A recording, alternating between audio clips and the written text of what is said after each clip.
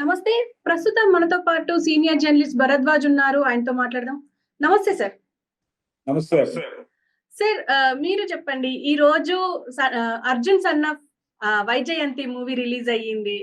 ఒక పక్క కళ్యాణ్ రామ్ చాలా రోజుల తర్వాత థియేటర్‌లో కనిపించారు. అంటే సిల్వర్ స్క్రీన్‌లో కనిపించారు. ఈవెన్ వైజయంతిగా విజయశాంతి గారు చాలా రోజుల తర్వాత ఒక పవర్‌ఫుల్ క్యారెక్టర్‌లో కనబడబోతున్నారు అని చెప్పేసి ఎక్స్‌పెక్ట్ చేశారు. అలాగే ఉందంటారా? రివ్యూ ఎలా ఉంది సార్? అంటే ఈ సినిమాకి సంబంధించి ఒక పాత కాన్సెప్ట్‌తో వచ్చాడు డైరెక్టర్ గారు. అంటే కొత్తగా చెప్పడం, పాత కథని కొత్తగా చెప్పడమే కమర్షియల్ ఫార్ములా అనేది మనకి తెలుసు. అలా ఒక పాత కథని కొత్తగా చెప్పే ప్రయత్నంలో భాగంగా అంటే కాన్ఫ్లిక్ట్ ఏంటంటే తల్లి, కొడుకు మధ్య కాన్ఫ్లిక్ట్. ఇది పాత తంగ పథకం లాంటి చాలా సినిమాల్లో దొర్లిన అంశమే. అంటే అక్కడేమో తండ్రి పోలీస్ ఆఫీసర్ అవుతాడు, కొడుకు ఇంకేదో అవుతాడు. కానీ ఇక్కడ ఏమవుతుందంటే తల్లి పోలీస్ ఆఫీసర్ క్యారెక్టర్‌లో ఉంటుంది. అది కొత్తదనం. తల్లి పోలీస్ ఆఫీసరు అంటే చట్టాన్ని చట్ట పరిధిలో కాపాడాలి అనేటువంటి పరిస్థితిలో ఆవిడుంటారు. చట్టాన్ని కాపాడటానికి, అలాగే చట్ట వ్యతిరేకుల్ని శిక్షించడానికి ఎంతకైనా తెగించాలి అన్న పద్ధతిలో ఆవిడ వ్యవహరిస్తుంది. చాలా అగ్రెసివ్‌గా ఉంటుంది. అంటే చట్ట పరిరక్షణ కోసం ఏం చేయటానికైనా సిద్ధపడే క్యారెక్టర్ వైజయంతి క్యారెక్టర్. ఇది కర్తవ్యం నుంచి తీసుకున్నారు. తీసుకుని దానికి చట్టాన్ని చేతిలోకి తీసుకునేటువంటి కొడుకు పాత్ర. అంటే చాలా సందర్భాల్లో చట్టం న్యాయం చేయలేనటువంటి సందర్భాలు కొన్ని ఉంటాయి. అలాంటి సందర్భాల్లో కొంతమంది వ్యక్తులు ఎంటర్ అయ్యి వాళ్ళు న్యాయం చేసేస్తారు. అంటే కోర్టుకు వెళ్ళలేని, లేకపోతే చట్టం దృష్టికి తీసుకురాలేని పరిస్థితుల్లో కొంతమంది ఇప్పుడు మనం బయట ప్రైవేట్ గూండాలు, రౌడీలు, దాదాలు అని చెప్పుకునేటువంటి వాళ్ళందరూ ఎంటర్ అయ్యేది ఇక్కడే. చట్టం ప్రవేశించలేని ప్రాంతాల్లో న్యాయం చేయటానికి కోసమే మేమున్నాం అని చెప్పి ఉదాహరణకి 'నాయకుడు' అనే సినిమాలో కమల్ హాసన్ చేసేది అదే. అంటే చట్టం ఎవరికైతే ఉపయోగపడదో, చట్టం వలన ఎవరికైతే న్యాయం జరగదో, చట్టాన్ని ఎవరైతే అంటే డబ్బులున్న వాళ్ళు కొనేసి చట్టాన్ని డబ్బులు లేని వాళ్ళకి అన్యాయం చేస్తున్న సందర్భంలో ఈ పేదవాళ్ల తరఫున గొంతు విప్పి ఎవరైతే చట్టాన్ని కొనుగోలు చేస్తున్నారో వాళ్ళ తాట తీసేటువంటి ఒక క్యారెక్టర్ ఉంటుంది. ఆ క్యారెక్టర్లోకి కొడుకు పాత్రను ప్రవేశపెట్టి అవతలేమో చట్టాన్ని రక్షించడం కోసం ఏం చేయడానికైనా సిద్ధపడే తల్లి, ఇక్కడేమో న్యాయం జరగటానికి చట్టాన్ని అతిక్రమించైనా సరే పని చేయడానికి సిద్ధపడిపోయే కొడుకు. ఈ రెండు పాత్రల మధ్య ఒక కాన్ఫ్లిక్ట్ క్రియేట్ చేస్తుంది. నిజానికి 'జనతా గ్యారేజ్' సినిమాలో ఎన్టీఆర్ క్యారెక్టర్ అదే మోహన్ లాల్ క్యారెక్టర్. అలాంటి క్యారెక్టర్ను ఒకటి డిజైన్ చేసి ఆ క్యారెక్టర్కి పోలీస్ ఆఫీసర్కి మధ్యలో కాన్ఫ్లిక్టు. ఇక్కడ ఏంటంటే ఆ పోలీస్ ఆఫీసర్ తల్లి అవుతుంది, ఈ దాదాగిరి చేసేటువంటి వ్యక్తి కొడుకు అవుతాడు. వీళ్ళిద్దరి మధ్య కాన్ఫ్లిక్ట్ని డెవలప్ చేయడం ద్వారా ఆడియన్స్ని థియేటర్లో ఎంగేజ్ చేయొచ్చు, కూర్చోబెట్టచ్చు అనుకున్న డైరెక్టర్ గారు. కాకపోతే ఈ కథ నడపటంలో జనాలకి సన్నివేశం అర్థమైపోయింది. అర్థమైపోవడంతో రాబోయే సన్నివేశం ఏమిటి, వీళ్ళిద్దరి మధ్య జరిగే సంభాషణలు ఏమిటి, వీళ్ళు ఎలా రియాక్ట్ అవుతారు, అతను ఏం చేస్తాడు, ఈవిడ ఎలా రియాక్ట్ అవుతుంది, ఇవన్నీ కూడా అనేక సినిమాల్లో చూసిన జ్ఞానం ప్రేక్షకులకు ఉండటం వలన, పైగా ఇలాంటి ఇంతకంటే చాలా అడ్వాన్స్డ్ టాపిక్స్ వెబ్ సిరీస్లో నడుస్తున్నాయి.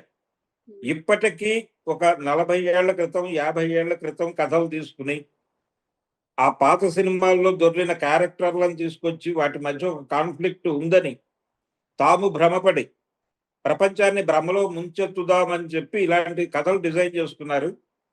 దాంతో థియేటర్లో కూర్చున్నటువంటి ప్రేక్షకులకి చిరాకు తప్ప ఎక్కడా కూడా కొత్తదనం కనిపించలేదు. అలాగే థ్రిల్ కూడా కనిపించలేదు. థ్రిల్ కనిపించకపోవడానికి లేదు ఇంకే విధంగానైనా ఎంగేజ్ అవుతారా అంటే ఆ హీరోయిన్ క్యారెక్టరు హీరోకి లింక్ చేసేటువంటి సందర్భం, వాళ్ళ మధ్య కెమిస్ట్రీ అది కూడా ప్రాపర్గా వర్కౌట్ అవ్వక ఫైనల్గా ఆడియన్స్కి ఏ రకమైనటువంటి సాటిస్ఫాక్షన్ దక్కని పరిస్థితుల్లో ఈ సినిమా థియేటర్ నుంచి ఆడియన్స్ బయటకు వస్తారు. కానీ ఈ సినిమా ప్రమోషనల్ వ్యవహారంలో ఎన్టీఆర్ చాలా బలంగా చెప్పాడు ఒక మాట. హ్మ్. ఈ సినిమా నేను చూసి మాట్లాడుతున్నాను. చాలా ఎమోషనలైజ్ అయ్యి మాట్లాడుతున్నాను. కాలర్ ఎత్తుకునే సినిమా అవుతుంది కళ్యాణ్ రామ్‌కి, మా అన్నకి అని చెప్పాడాయన. అవును. అని కాలర్ ఎత్తు అన్నా అన్నాడు. కాలర్ తనే వెళ్లి ఎత్తాడు. ఈ హడావిడంతా చూసి జనాలు ఏదో ఉంటుందనుకుని థియేటర్ల వైపు పరుగులు పెట్టారు. ఈరోజు థియేటర్లు కళకళలాడినాయి అన్ని చోట్ల. ఓకే. కానీ థియేటర్ లోపలికి వెళ్ళినటువంటి ప్రేక్షకులకి ఏ రకమైన కొత్త అనుభూతిని ఇవ్వలేకపోయారు. అంటే హ్మ్. కథలు సమాజం నుంచి తయారవ్వాలి. సమాజం నుంచి తయారవ్వాల్సిన కథలు సినిమాల్లో నుంచి తయారు చేస్తున్నారు వీళ్ళు. ఆల్రెడీ జనాలు చూసేసి హిట్ చేసేసినటువంటి సినిమాల్లో నుంచి కొన్ని సక్సెస్‌ఫుల్ పాత్రలను తీసుకొచ్చి, వాటిని ఒక చోట అసెంబుల్ చేసి, వాటి మధ్య ఒక రొటీన్ కాన్‌ఫ్లిక్ట్ అల్లి, దీని మీద కథ సినిమా తీసేస్తే జనం చూసేస్తారు అనేటువంటి భ్రమకి గురవుతున్నారు. ఆ భ్రమలో భాగంగా వచ్చినటువంటి సినిమానే ఇది 'అర్జున్ సన్ ఆఫ్ వైజయంతి' అనే సినిమా. వైజయంతి అనేటువంటి ఒక పాత సక్సెస్‌ఫుల్ క్యారెక్టర్‌కి ఒక నాయకుడిలో కమల్ హాసన్ లాంటి అభిప్రాయం, లేకపోతే 'జనతా గ్యారేజ్‌లో' మోహన్ లాల్ లాంటి అభిప్రాయాలు ఉన్నటువంటి ఒక కుర్రోడికి కాన్‌ఫ్లిక్ట్ పెట్టి, ఆ కుర్రోడిని ఈవిడికి కొడుకుగా మార్చేస్తే, నిజంగానే ఈ చట్టం మీద కొడుకుకి గౌరవం తీసుకురావడానికి, అలాగే చట్టం చేయలేని పనులు చేస్తున్నందుకు కొడుకుని అప్రిషియేట్ చేయాలి. ఆ పద్ధతిని కూడా మనం అంగీకరించాలి అని ఆవిడ అనుకుంటుందా? అని జనాలు ఉత్కంఠతో చూస్తారు అని డైరెక్టర్ గారు అనుకున్నాడు. కానీ, హ్మ్. దీన్ని మించిన ఇంకో గొడవ జరుగుతోంది సమాజంలో. అదేంటంటే, మనిషిని సరుకుగా మార్చేసి ఏం చేయటానికైనా సిద్ధపడిపోయే పరిస్థితుల్లో ప్రపంచం నడుస్తున్నటువంటి సందర్భంలో మనం ఉన్నాం. కాబట్టి ఇక్కడ కోర్టుకు వెళ్ళినా, లేకపోతే పోలీస్ స్టేషన్‌లలో గాని ఎక్కడైనా సరే, న్యాయం కూడా సరుకుగా మారిపోయినటువంటి ప్రపంచంలో మనం నడుస్తున్నాం. అందుకని కొంచెం ప్రస్తుత ప్రపంచము, ప్రస్తుతం జరుగుతున్న క్రైమ్సు, ప్రస్తుతం బ మన పోలీసు వ్యవస్థ వ్యవహరిస్తున్న పద్ధతి, వీటన్నిటిని పరిగణనలోకి తీసుకొని కొత్త కథలు రాసుకోవాలి. ఓకే. సమాజం మారింది. సమాజం మారింది. కొత్త కథలు వస్తున్నాయి. ఆ కొత్త కథల వైపు చూడకుండా ఇప్పటికీ పాత కథల వైపు చూస్తూ ఇలాంటి సినిమాలు తీస్తే వీళ్ళని ఎక్కువ కాలం భరించే పరిస్థితి ప్రేక్షకులకు లేదు. సహనం పోయింది. ఇలాంటి సినిమాలు అంటే ఆల్రెడీ ఇలాంటి టాపిక్‌తోనే ఒక కథ రీసెంట్ టైమ్‌లో గూడా రిలీజ్ అయింది ఒకటి. చూసాను. అంటే బ్యాక్‌గ్రౌండ్‌లోకి వెళ్ళిపోయి, ఒక కొత్త విషయాన్ని చెప్పడానికి 'జాక్' అనేటువంటి సినిమా ద్వారా బొమ్మరిల్లు భాస్కర్ గారు ఏదో ప్రయత్నం చేశాడు. ప్రజలు దాన్ని కూడా తిరస్కరించారు. బాబు మేము ఈ మోస కథలు చూడడానికి సిద్ధంగా లేము అని.